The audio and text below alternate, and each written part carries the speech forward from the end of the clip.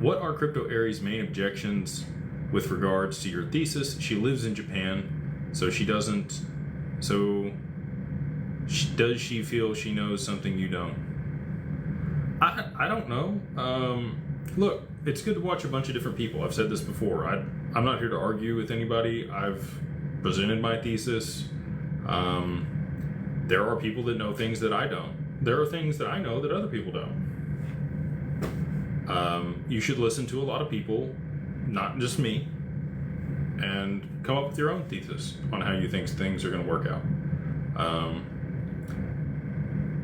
There's a lot of people in the community that don't think XRP is going to go to high prices. I'm probably the only one still talking about high prices that I can think of. Pretty much everybody else has hedged their bets, and they're much more conservative, and that's because they've been beaten down and it hasn't happened. Which, fair, right? I've made some poor calls on time frames.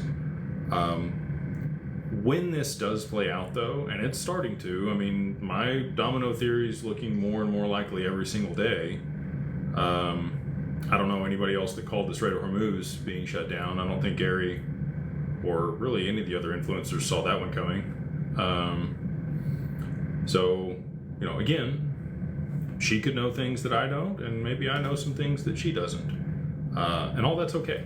Right, like I said, you should watch multiple people. I think she does a great job presenting information.